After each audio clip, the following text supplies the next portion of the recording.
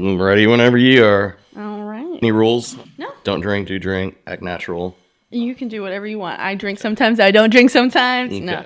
I cuss sometimes. I don't cuss others. I definitely have it age restricted whenever I post it. So I'll say 18 and up just because I have a terrible mouth. Yeah, I do too. Yep. So It's situational though. It's not always bad. Exactly. I'm right there with you. All right. Welcome back to Nothing About Something. I am your host, Lauren, and today I have with me Mr. Ray Trevino. Hey, thanks for having me. Is it Trevino or Trevino? It's Trevino. There's an Enya over the N. Oh, really? Yeah. Okay. It's very Spanish. Okay. I figured. I'm like, I think I butchered that. Thank you for coming on the show. I appreciate it. Thanks for having me. Yeah. So Ray and I actually met about a month ago. We met at a networking meeting. And then we decided we had to do the one-on-one meetings with different people. And immediately when he said he went to Gold's Gym, I knew that's my guy. We need to talk. So we immediately, out of all the three people that we got to talk to, we knew, okay, we need to talk to each other. So once we started talking, we realized that we both had hobbies and podcasts, and now we're here.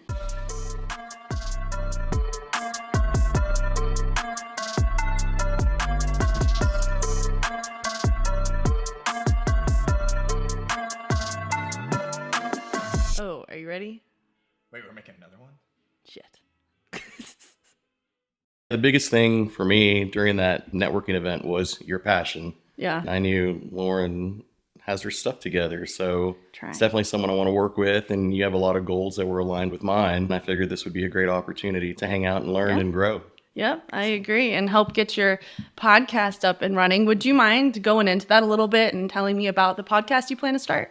It's called a Balanced Purpose podcast, and the concept behind it is not necessarily, it isn't a business podcast, it isn't an educational podcast, it's a podcast about life and living a balanced life. In my experience, I have found that the best way to success is to be balanced and to love what you do. And not to sound cliche, but a lot of us work 9-to-5 jobs and are unhappy and are just unbalanced. Some of us don't have jobs. Some of us are millionaires. And there's a form of balance that goes behind success, right? And so one of the biggest things for me is the alignment of that balance and being able to find your own personal success. That involves the things that you love, the things that you like to do, and what helps you grow spiritually, mentally, physically. And the Balanced Purpose podcast is just that. We're going to interview people, successful entrepreneurs, athletes, musicians, who find balance in their lives, whether it's with their families, whether it's in their business, no matter what it is that they do. The whole goal behind it is to continuously find your balance and live a more purposeful life. Yeah.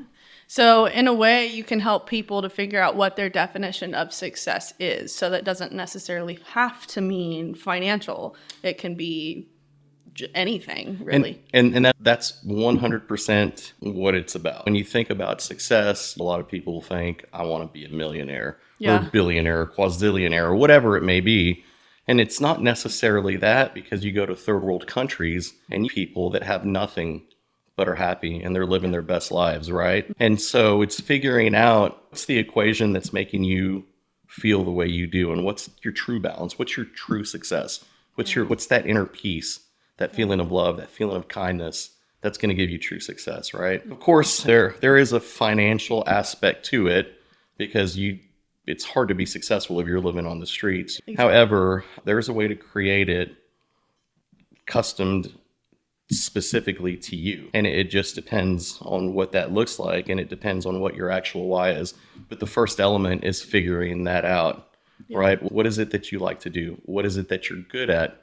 What is it that you can do that you're good at that makes you money? And what does the world need? And so there's value in all of that. And once you figure what that is, once you figure it out, it brings you to another place, and it gives you purpose, and it gives you something to work for. I'm a big advocate of manifesting.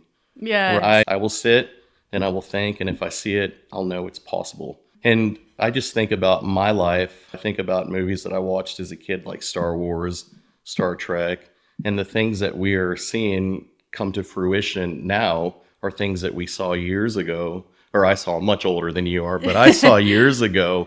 in movies, and now I'm seeing Elon Musk and just different companies do these things. And that brings positivity to the thought of manifestation. I know if you can think it, you can create it and make it possible. The thing is doing one thing daily that's going to help you work towards it. Yeah. Right. Yeah. And so it's knowing what that end result looks like and figuring out who do I need to become to make this a possibility.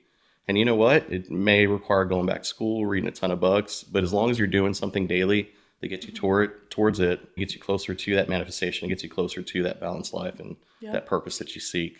Yeah, I love that. My mom always told me growing up that you could do anything you set your mind to. And as cheesy as that is, I feel like that's true for everybody. It is something that my mom told me specifically, and I took that to heart. But I think truly, if somebody sets their mind to something, if you have the drive to do something, you're going to be able to do it. It's just how much effort you put behind that one thing.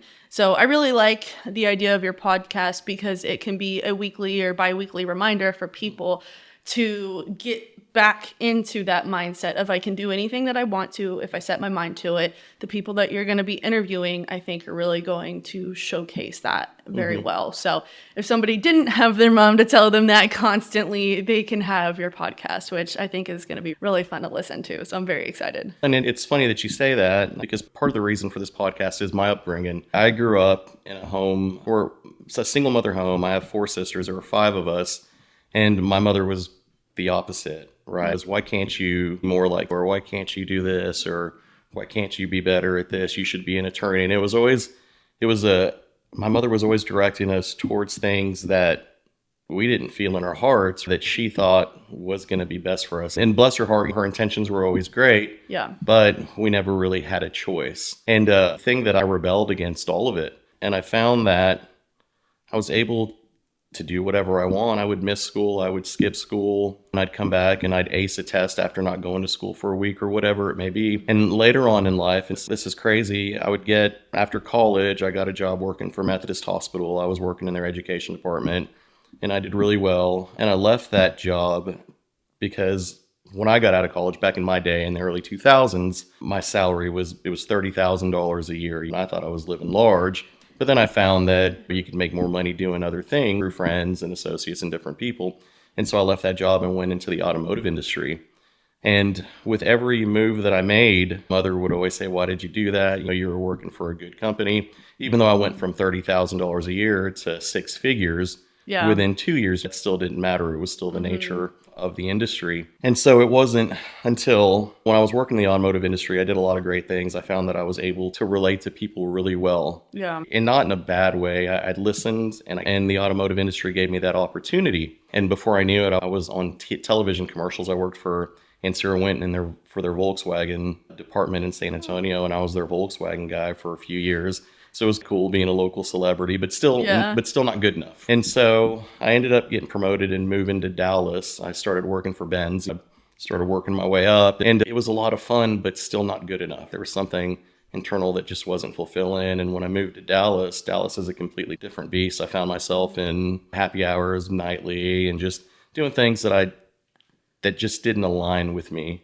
Yeah. And so to make a very long story short, I ended up in the hospital one day because I couldn't stand up and my roommate was freaking out and I just had a gut pain that just hurt so bad.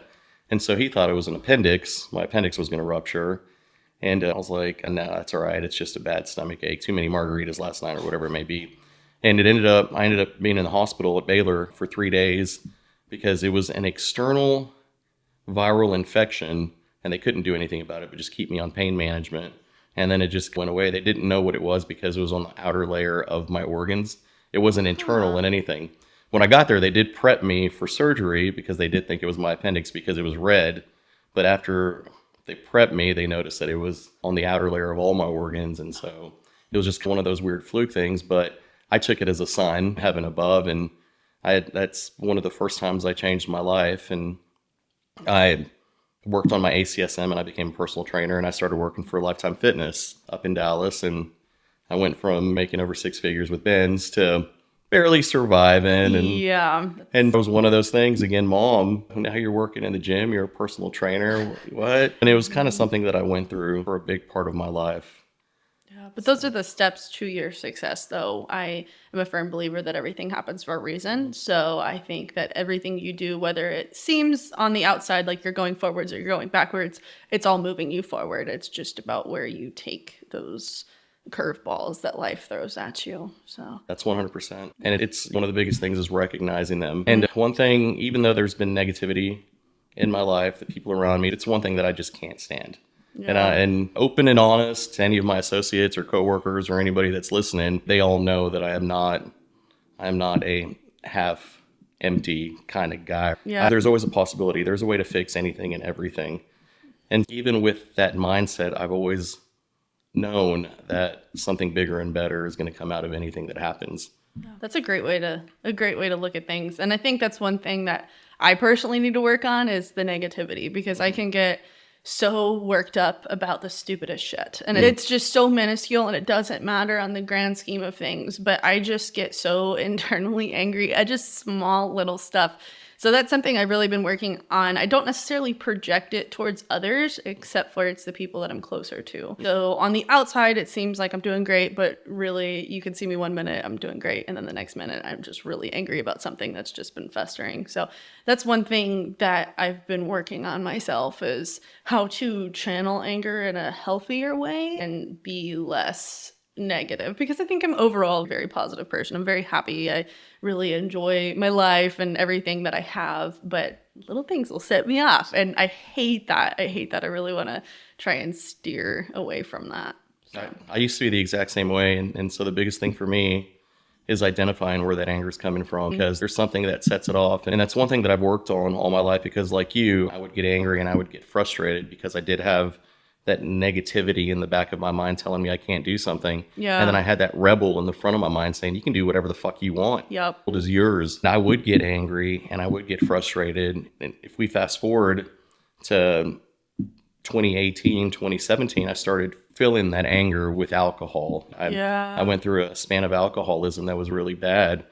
And by that point in my life, I was making 250 grand a year. My life was perfect. You would think from the outside, but inside I was just devastated and hurting. Yep. And I'm not going to sugarcoat anything. Through the duration of my life, I've always been a wild boy. And so over the past 30 years, I'd had 2 DWIs, one when I was 21, one I think I was 30, 33. They were all 10 years apart, and it really changed my life. I was working in a very toxic environment for a very toxic business owner who treated me more like a frat brother than an associate. And I fell into alcoholism. And during that time, there were a lot of things happening in our lives. We had a son, then we had a daughter. And here I am starting my days off at 10 o'clock, going straight to business lunches, because that's what it was. It was business lunch, and business lunch involved margaritas, and it was like a Monday through Friday kind of thing. Yeah. And it completely changed the dynamic. But I had that mindset. I think the rebel up front took over, because I found myself saying, you know what, I can do whatever I want. If I want to spend $300 a day on lunch, I'm going to do it. And I did it, right? And my perspective on everything was just completely shot. And that's because I had a ton of emotions and a ton of trauma that I was just keeping inside. Yeah. And it was just the alcohol that kept me going. And my wife was great. My kids are great. And I feel bad, and I feel like I owe them everything, because I don't think that I was around at that time. Luckily, my son was a year old, probably less than a year old. My kids are a year and 11 days apart. So my son, it was most of his first year. And then after my daughter was born, it was just a few months. But what really changed it was in 2019, we took a family vacation for 2 weeks. Isabella was 6 months. Ezra was a year and a half, to Hawaii. And I really had a chance to just hang out with my family and not drink and go just do things and be in the moment. And I was like, you know, what the fuck have I been doing this whole time? Yeah. Like, I would wake up, literally, I'd get dressed and I'd go straight to the bar, and before I knew it, and there were times the company I was working for was in Houston, and we were in other cities, and so guess what? I'd go to other cities for a couple days, and I just wasn't present. And so when I got back, I had a long talk with my boss, and I said, I'm not going to do this anymore. I'm not going to drink anymore. I'm not going to hang out with these margarita lunches. I'm going to do my job, and I'm going to take care of my family. And it was one of those things. And I guess you have to understand the dynamic before. Like, he literally wanted to just party every day. And it wasn't necessarily the business. It was just the guy. How did he react when you brought that to him? He lost it. Yeah. He lost it. And so his words were, you need to just focus on the business because it can be something really great. Get rid of that wife and pay your measly $200 child support. Oh my gosh. That was the worst thing All you could for have ever. alcohol. That alcohol, yeah. And success and money. Obviously, there's more to it than that. But and it's not like it was a huge corporation or anything like that. It's a small business. To say that to a father and a husband who my children are my everything, my wife is my everything. That's just it was really devastating. And so I stuck to my word. yeah. I started separating myself. These mandatory meetings that we had, I would step away. And he would send me text messages, phone calls at 2 a.m, telling me how much of a POS. It was the weirdest dynamic. You see and you hear things and you read things about alcoholic, abusive husbands and boyfriends. And that's who he was. Yeah. I'm like, it was like, what the fuck's going on here? Miserable people want others to be miserable as well. So maybe you were the one that it was easiest for him to take that out on for a while. And I think because he was my boss. Yeah. And I lived in a world where I had become accustomed to making this money. I was accustomed to drinking and doing whatever I wanted. He did have control because in the back of my mind, I still had my mother telling me, you can't do this, you can't do that, why don't you do that? And I'm over here 40 years old and I'm going, fuck, I'm old. What else am I going to do if I lose this job? Yeah. Because I'd look at my life prior and I've lived a pretty charmed life. Everything that I've done, I've excelled at. Yeah. Without my own knowledge, thank God that there's been a hand in it. And it's been through kindness and just really listening and understanding people. But when you get to a certain age, fear does set in. Yeah. Especially if you're an alcoholic and you're making a decent living, you're not very responsible with your money. I didn't save anything. No, you're spending it on alcohol. That's expensive Spending to go it on drink. And then whatever else. If I'm at the mall, and one example is I remember I had a couple of whiskey and cokes, and I had to go have dinner with my wife and my son. And on the way to dinner, I saw GMC Yukon Denali just out of the corner of my eye. And guess what? I was late for dinner, but I brought home a brand new GMC Yukon Denali that I probably couldn't afford at the time because I was underneath in the car, the 4Runner that I traded in for. But it's those kinds of things that just keep you in debt, those bad decisions. Like, nice watches. I've got a bunch of fun stuff that is really pointless, right? Yep. And fast forward to March of 2019, I was sick. I was sick one day, and my wife had some friends from college come down, and we ended up meeting them, and I hadn't eaten all day, and we ended up meeting them at the Rustic in San Antonio. And Love that place. yeah, and guess what I started doing before doing, started pounding the margaritas because that's all I knew. And I'm not going to say that life's perfect because it's not, and it wasn't, and we all know that. And so my wife and I get in an argument, and I take off. I literally just take off. I leave her with her friends, and we fast forward to about midnight, and I'm in handcuffs in Comal County getting my third DWI. And in the state of Texas, it doesn't matter if there's a 30-year, 40-year, or 50-year gap between your DWIs, that's still a felony. Wow. And it took a lot of soul searching because the first person I blamed was my wife, of course. Yeah. For fighting with me. It was all her fault. Yeah. You find somebody to blame. Yep. And then it was my boss. And then it was everyone else. And one day I'm sitting, so this was the following Monday. At that point, I knew I was in a lot of trouble and I knew I was going to go to prison. I just knew I was gone. And at that point, I was like, fuck, what do I do? And so I was sitting at Jim's the next week working on some proposals, and you just can't get your mind straight because I've got a 1-year-old and a 2-year-old at home. I'm about to go to prison for a minimum of 10 years for DWIs. So they didn't lock you up that night? No, they locked me up. My mom, my wife put the house up and bailed me out. So. Oh, wow. Yeah. So I did get locked, but I got out the next morning, And I just remember cursing her as I'm getting my truck out of impound. But fast forward to the following week, I'm at Jim's and I just sit there and I start praying. I'm like, God, I need direction. I don't know what I'm going to do. I just don't know. And you'll see if you look everywhere. You'll see, I saw earlier. 1045 serve. Yeah. And that's at that point, this scripture came up, for even the Son of Man came not to be served, but to serve others and give his life for ransom. Just listening to myself read that gave me perspective. And I completely, have you ever seen the movie The Sixth Sense with Bruce Willis? Yes. You remember that point where Bruce Willis realizes that he's the ghost, he's fucking dead? Uh-huh. That was me. It was like just light hit me wow. in the face. And I'm like, holy crap. And I reflected back in my life. And here I am. I think I'm kind and I think I'm serving people and I think I'm doing all this great shit, but I'm just serving myself. Yep. I'm buying cars and watches and just, I'm doing nothing for my family or nothing for my kids. And that was the answer. It was like, why don't you just give yourself away? Yeah. Just do it. And so then I just started praying and how do I start? How do I do this? And the first thing was make yourself better so you can take care of your family. So that was the 2-step process. Yeah. And so I logged in to my computer and then I went to an AA meeting. And that was just, it started like in 20 minutes. It was pretty ironic, but I went to AA. Wow. And AA, it was stupid, right? Yeah. I was like, I don't know what I'm doing here. I don't really belong here. This is just a different place. But I kept going and I made a commitment to my wife and my kids that I don't care about money. I don't care if we end up in the street. I care about you guys. And at that point, I just gave it all. I'm like, God, you could just take it all. Yeah. I could care less. I'll move back home with my mom and I'll work at a grocery store. I'll do whatever I need to do. I need to get out of this situation. Yeah. And so, because we were broke, I had to pay $25,000 as a retainer just for my attorney. Gary tricked her. He's great, by the way.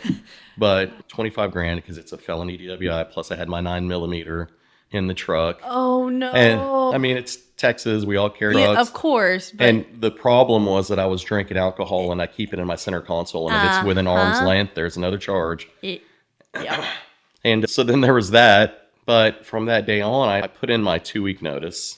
And that didn't go well at all. Yeah. This guy screamed, and then it was going through all phases. He screamed, "You're horrible, you're a piece of crap. Can you please come back and train everybody? I'll pay you $100 an hour just to consult." And I'm like, okay. And that it literally lasted about 2. He hired some new salespeople. We had a meeting, and I started presenting on how to properly fill out a proposal, what I do on a daily basis, how you do this and that. And the meeting lasted 30 minutes, and he was involved in the meeting. And he said, "This is boring. Let's go drink." And so, needless to say, went and had my last lunch with him. I didn't drink. I was the only one. They intentionally sat at the bar, by the way. Yeah. I didn't drink. And came back, picked up my last check, and just said, I can't do this. Luckily, I've had a good friend who I worked with at Gold's Gym and who came on board with this company with me. His name's Michael Schaffer, who's my business partner now. Probably one of the sweetest guys you'll ever meet. A great father, great husband, just a great guy. I called Mike up, and him and I had touched on starting our own business before, but we never really got it going. And I was like, Mike, I've had enough. I'm gonna create the LLC. Are you ready to get this started? And he had another job at the time, and I'm like, I'm gonna do whatever it takes. You keep your job. Once we get going, let's just do this. And we did. And it was difficult at first. I was still sending out resumes. I had a couple of bites. There was a company out of Wisconsin called the Microbial Discovery Group who recruited me, and they wanted me to do regional sales, which would cover the entire United States. It would mean that I'd be traveling all the time, Monday through Friday. Yeah. And that, which was so far away from the deal I made with God. Yeah. And if you look on my board, there are things that I promised. I'm gonna go to bed every night with my family. I'm gonna be present. I'm gonna work Monday through Wednesday, Thursday sometimes, but I'm gonna make it a point to just be there for my kids every moment of their lives. Yeah. And I'm like, no, I can't do that. I have to get this business going. And it was very hard. It was very hard for the first couple of years, mainly because it was 2019, the end of 2019 when we started it. We had 2 contracts. One was World's Gym through a contact. And then Mike and I, we, through a business relationship, ended up getting a job mowing post offices. And at this point, I'm broke. I can't pay my mortgage. I can't pay my cars. I just need to figure out how to feed my family. Can you tell them real quick what your business is that you did? Yeah, we started a company called Pioneer Texas. And so Pioneer Texas is a commercial service company based in Texas. We're all through Texas. We started it in 2019. Mm-hmm. And when Mike and I first talked about the business, we didn't know what we were going to start. We knew we were going to start a business, but we didn't know what we were going to do. If you and I both were senior general managers. I was part of an acquisition team for Gold's Gym, so I traveled around the world opening gyms. Mike's an ex-pro golfer, also ran gyms, ran country clubs.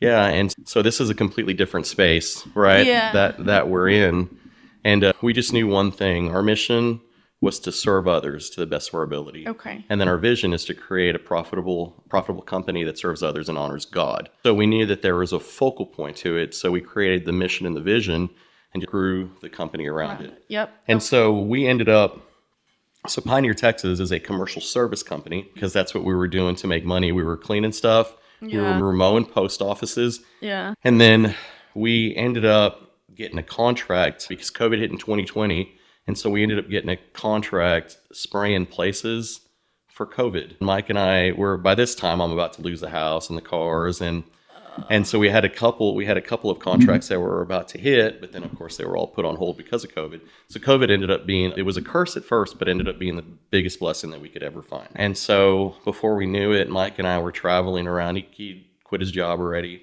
We were traveling around Texas spraying Dick's Sporting Goods and TJ Maxx's. And it's funny, and this is right at the beginning of the pandemic, because anytime someone would call in and have a positive COVID case, they would shut the place down, and then you'd have to go in and disinfect the whole thing. And that's what Mike and I were doing, and we would laugh about it because we'd just be in T-shirts and shorts. And we had our electrostatic guns, and then you see other companies and they're all decked out and all this stuff. Oh my God. And that, it's call it a conspiracy or whatever. That's when Mike and I were like, yeah, COVID's a joke. It's just, yeah. And I'll tell you how that started though, because that COVID was never the intention. Like we knew nothing about it.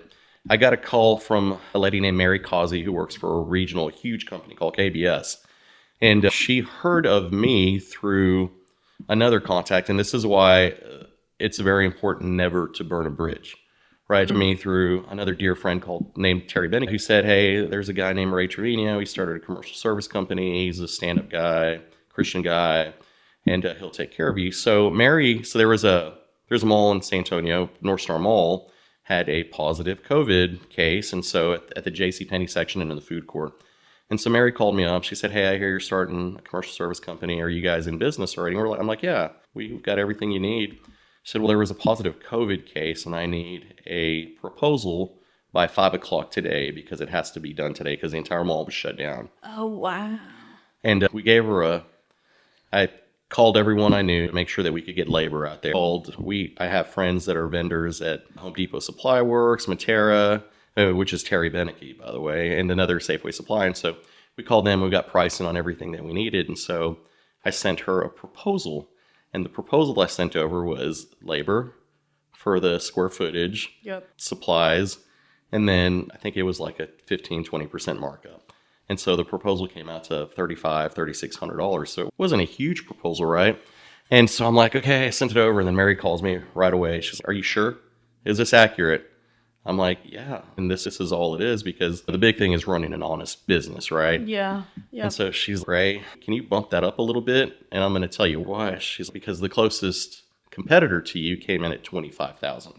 And I'm like, they're ripping you off, Mary. And I said, we'll do $5,500 and let's call it a day. And so that's how we started our relationship with KBS. And KBS is who had us. We were mowing post offices and Mike and I, and it paid off because we would go into a Dick's Sporting Goods store or a TJ Maxx, and it took him and I probably 2.5 hours to spray everything, wipe down all high touch points, and then we'd be out and we were getting paid anywhere from $2,000 to $3,000 for a couple hours of work. Of course, we were traveling throughout Texas, and we went like 7 days without seeing our families, but it's something that you're doing to start a business, right? Yeah, you're bringing in decent money too.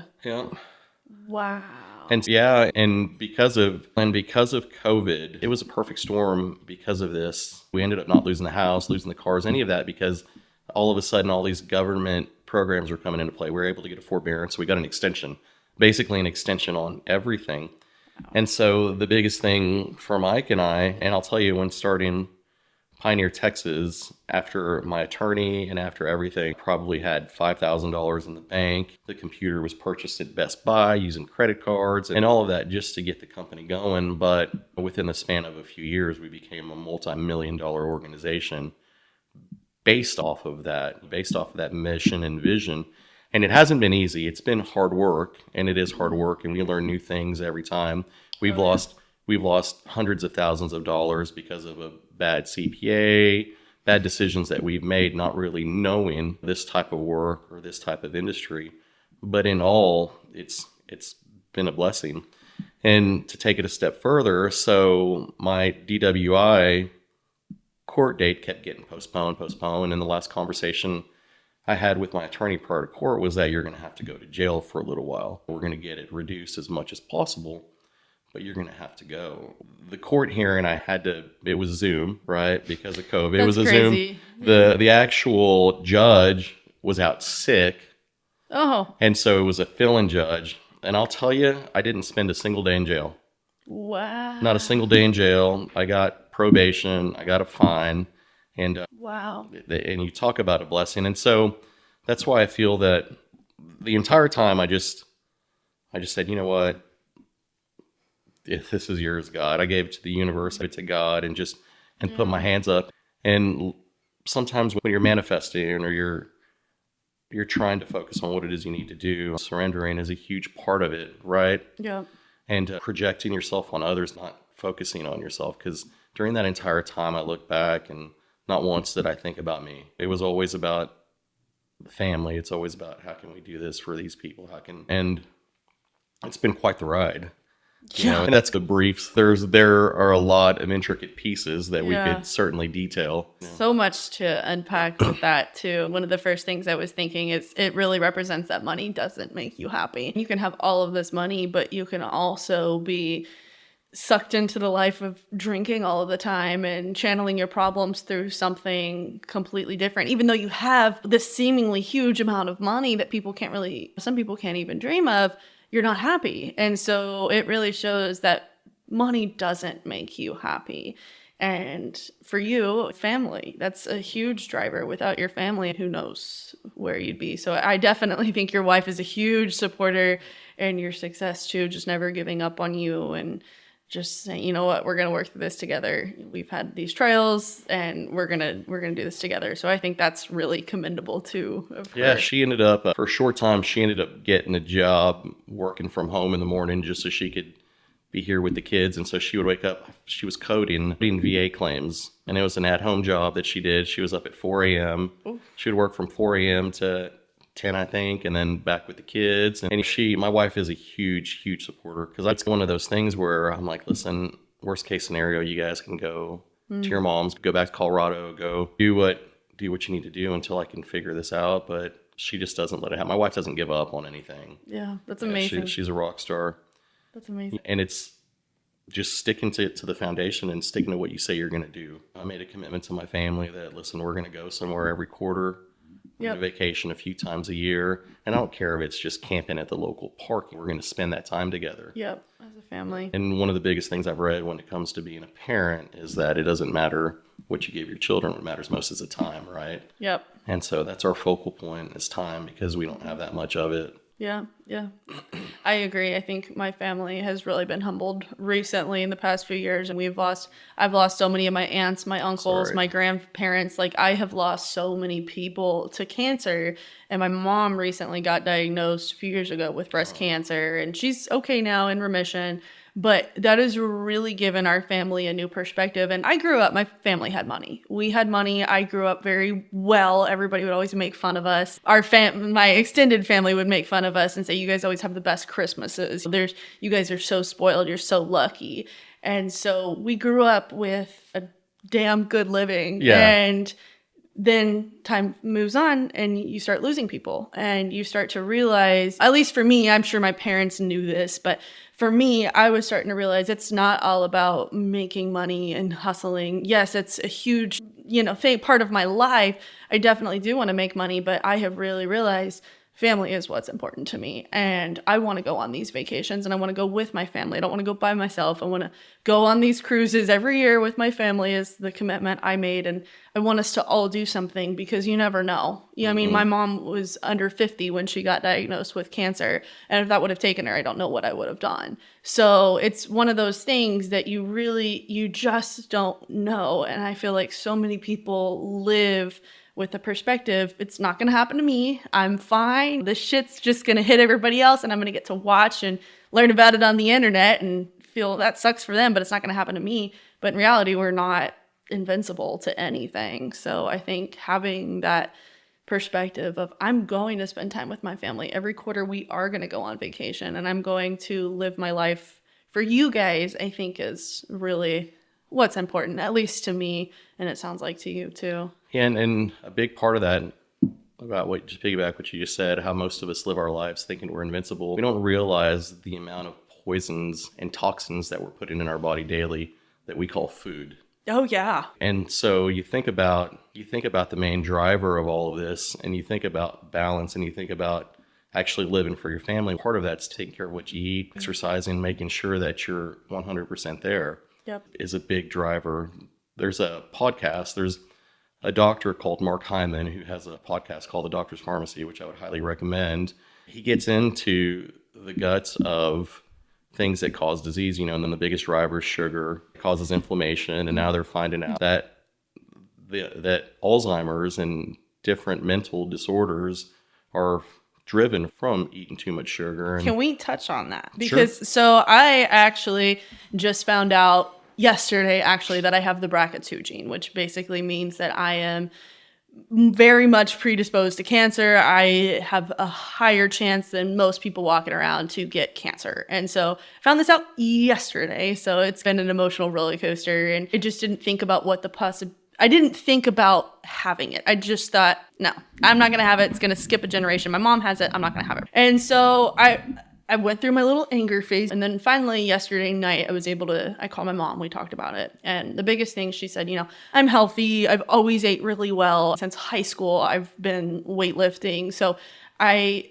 do healthy things for myself. But one of the things my mom was talking about last night was sugar. She went down this rabbit hole when she got diagnosed with cancer. And during this rabbit hole, she found out the toxins and soaps and detergents and all of this stuff. But she also found the importance of eating healthy. And one of those big things was sugar. She was telling me that last night. She's like, if I can say one thing, it would be to really limit your sugar.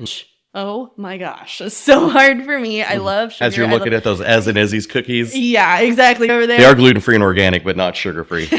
Exactly. So that is a huge thing. And I said last night, I told her, what about alcohol? Because I drank, and I don't drink a ton, I guess, relatively, but about once a week, and it's a healthy amount, and that's just ridden with sugar. I don't want to get rid of sugar altogether in my life. I don't really want to stop drinking altogether in my life.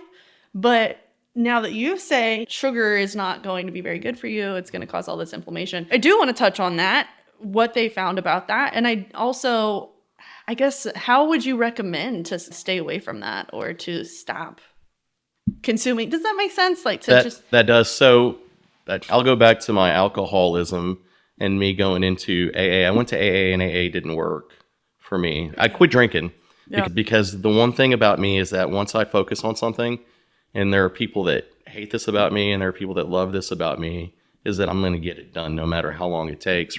So the day at gyms when I said I'm never going to drink again or I'm not going to drink again, I didn't. Now, it's been 4 years and I do drink wine. I don't drink whiskey or margaritas or tequila or any of that stuff that I used to drink. Oh, my favorite. I didn't. And so AA wasn't working even though I went 3-4 times a week. Wow. And I said I need more. And I didn't have a lot of money. And so I started looking at, I didn't have any money. I started looking at rehabs, rehabilitation places. I was very persistent that I've got to stop this. Because if you've been drinking every day, you're drinking 6, 7, 8, 9 margaritas a day, you're going through withdrawals and you're going through depression and you're going through a ton of emotions that will hurt. And I was going through that and I just wanted it to stop. So I started reaching out I went through the Texas Health. I went through a government-sponsored rehab that was for people just getting out of prison and doing that. And they accepted me. I paid like $1,200, I think it was. And I took their test. And what was crazy about their test is that I drank every day. I started at 10 o'clock. I'd wake up on Saturdays and I'd pour whiskey in my coffee and I'd go to the gym. You'd see me at Lifetime and I'd have what's left of my margarita in my water bottle. I got bad. I got to a point to where I was bad. And yet I took this test and they said they just recommended me for outpatient once a week for 6 weeks.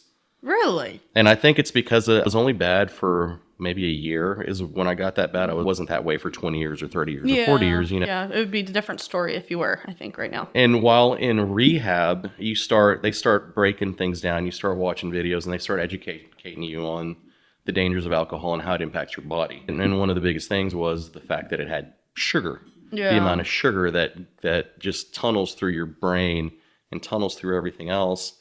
And that's exactly what helped me make the decisions and continue to move on with quitting sugar and quitting all of that stuff. And then, of course, you give it up, you restart, and you start adding it back slowly. Your body's going to naturally kick it out. Yeah. But the thing is stopping, you educate yourself on it.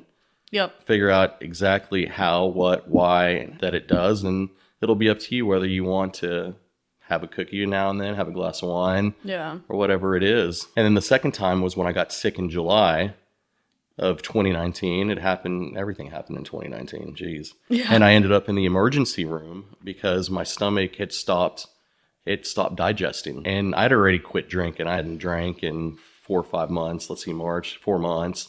I hadn't drank and I thought I was dying. I thought I was having a heart attack. Yeah. But it turned out that my stomach just stopped digesting. I'm like, how does that happen? And the doctors don't know. They couldn't tell me. And they prescribed me Reglan to help it contract so that the food can get through. And doctors couldn't see me. My GI couldn't get me until November. So I was going to take this medication until then. And that's when I just started researching even more. And I backed everything out. And everything started working fine. By the time I got to my GI, everything was perfect. But sugar was one of the things that I cut out. Carbohydrates, anything that was not natural and not of this earth, I didn't touch. Of course, I've worked a lot of it back in now. I find balance. I'll have different things, but during that time, I learned how to make pizzas and learned how to make tacos and burgers, all organic, all gluten-free, all non-GMO. Now, and I think there's a place called the Gershon Institute. And this Dr. Gershon was a proven doctor who was murdered, I think in the 1950s, because he found a way to cure cancer. And I might have heard something about this. So he had a coffee enema was how he started. I think you and I may have touched on it. Coffee enema, and then 20 pounds of fruit and veggie smoothies throughout the day. And that's how he did it. People would go into and the Gershon Institute is still around, but it operates in Mexico by his family. But Dr. Gershon himself was poisoned. Yeah, who knows? Mysteriously. Yeah, I'm not going to talk about the government, but that's a whole different episode. Yeah. But the way that he cured it and the way that he did this was through all organic fruits, vegetables, and things of the earth. My mom says that all the time. And I would highly recommend listening to the Doctor's Pharmacy. And everything that you'll read and everything that you'll study is that sugar is the root cause for inflammation, because all cancer is inflammation, mental disorders, inflammation, right, of the brain. Fueled by sugar. That's what my mom, I hate to say that all the time. That's what my mom says, but this is a conversation we were having last night. Sugars really fuel cancer. And not to mention all the hormones that we're pumping in our bodies, estrogen, progesterone with birth control for females. But that aside, it's all about what we eat and what types of foods we eat. And even the organic stuff, they still wash with vinegar spray. So they do a little bit of vinegar, water, and they spray it on there. I'm going to have to do that now too. But because there's so many pesticides, and I know organic doesn't have those pesticides, but still you still got to clean stuff. So even the stuff that seems healthy to us may not actually be as healthy as we think it is. That's because of the dilution of the soil, right? Soil that even these farmers are utilizing nowadays is already so heavily corroded that it's going to take thousands of years just to get us back to where we should be. Yeah. Because of things that are flying around, because of cars, because of homes being built, because of everything that we're doing, we're literally infecting our own planet. Yeah. Did you hear about the train in Ohio that crashed, and so they lit the chemicals on fire, otherwise it was going to combust in the train?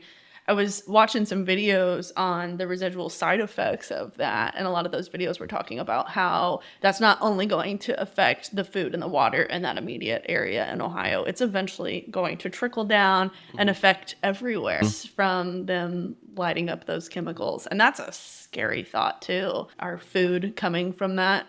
area, and then, oh, it's fine, it's safe, it's healthy. And then are we going to end up with whole new kinds of cancers, or what health effects are we going to see from just that one incident? So it's scary. That stuff's happening all over. So You look at history, everything's an evolutionary process from us as humans, diseases we carry. yeah. And just like we're all connected, so is the earth. And yeah, we're going to be affected by anything and everything. I made a joke the other day that I think by the end of these next 2 decades, I'll probably be living in an Amazonian jungle somewhere, creating my own tribe, because that's the only place that it's actually clean. Yeah. You know? Yeah. So That's insane to think about. Yeah. The world's going to be so different in 20 years from now. Hell, yesterday I went to the gas station and I saw that the entire screen was a tablet. It was just one big tablet. Really? I don't know if you've seen that yet. I have not. HEB. Wow. Yeah, I took a video of it. I'm like, we're living in the motherfucking future here, because Jetsons. Yeah. Yes. Because it was a giant iPad, and there was no like normal gas button where you push. I want the 93 octane or whatever, 83. You just push the little touchscreen, and then it played a little video advertisement as I was sitting there getting gas. I'm like, what the fuck? This is now, we're in 2023. We're gonna get there. My whole podcast, I mention it at least once an episode because somebody brings up something that triggers that inside of me. But I wholeheartedly believe we're gonna be living in a very different world in 20 years. A lot earlier than that, I'm also a Rotarian in downtown San Antonio Club, and the CEO for Port of San Antonio came and did a presentation on future development for the Port of San Antonio, which is, it's our hub for anything and everything that has to do with digital and computers and engineering and all that fun stuff. And so within the next 10 years, they're wanting to have self-charging roads and vehicles that hover over them. So your Jetsons is what you think of, but it goes back to what I was saying earlier, is everything that I have watched as the past 45 years has now just, it's coming back to fruition, and I see it. And so, you looked at the plans and there's self-driving cars and there's cars going over, and it's wow. And they're thinking in the next 10 years, they're already working on it.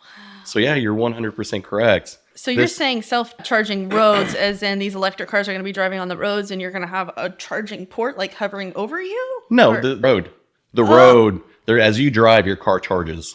Oh. So there's going to be something underneath the street that just emits. Imagine what that's going to do for... radiation and So the plan is to have self-charging roads. So when you're driving in the Port of San Antonio, your electric car can charge. I guess that goes back to live every day like it's your last. Don't take things for granted, because you never freaking know. And you never know what, future endeavors and future technologies are going to impact us. You just don't know. It becomes overwhelming, and if you think about it too much, it can drive you crazy.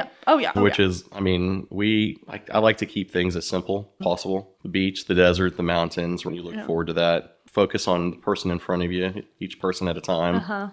Because things are just... That's a huge reason why I started this podcast too, is I think it really allows me to focus in on just one person at a time. I get to spend an hour talking to pretty much anybody that's willing to talk and willing to listen. And in this 2 months that I've been doing this, it's been really nice to get to just do nothing and really enjoy being present in a moment. And you have to listen, you have to actively engage with the person you're talking to. And that's been something that I've really found valuable, is just being able to enjoy the person in front of me. Whatever's going on in the world, whatever fun shit that we're going to talk about in the show. Yeah, it's scary, but I think finding ways to enjoy the people that you're with and enjoy the time that you do have is ultimately, I think, the key to success. It is. Success and balance. Yeah. Because the world will overwhelm you as fast as you came into it. Yeah, very true. Wow, we've successfully done an entire podcast episode without even getting to the part 1. That's amazing. We are going to have to wrap up because my computer is at 14%, so she's holding on. Very nice. Yeah. Thank you so much for coming on the show. Thanks for having me. Yes. It was a pleasure. We need to do it part 2, part 3, part 4, because I definitely want to get into talking more about your business and other things that you've done. I know we definitely touched on it a lot today, and it was really interesting to hear about some of the other parts that we haven't talked about, what was seemingly your rock bottom that allowed you to become successful. And I would love to dive a little bit more into that in the future. Sounds good. I've got a lot of fun stories too. Yes. It's been a wild ride for me. Yes. I love fun stories. I love hearing about other things that people do and other crazy life experiences. I've never been one to really learn from other people, but I'm trying to learn from other people's success as well as their mistakes, if you want to call it that. But I don't necessarily think it's about learning. We take things and we make them our own. And at the end of the day, I think kindness will pay dividends. And just being here, being engaged and absorbing someone else's story is a way to show kindness, and I appreciate that, and I thank you for that. Yeah, of course. Like I said, I'm very excited to get my new podcast studio set up so that we can do more interviews in the future. And definitely, once your show comes out, I'd love to do a promo on it because I think it's going to be a really fun show that a lot of people are actually able to relate to and engage with. Appreciate that. No, thanks. Thank you so much for being here today, and thank you all for listening. And that is another episode of Nothing About Something. Feel free to rate and subscribe. That's really what is going to help our show grow, and we appreciate your time. Thanks for listening. Bye. Bye.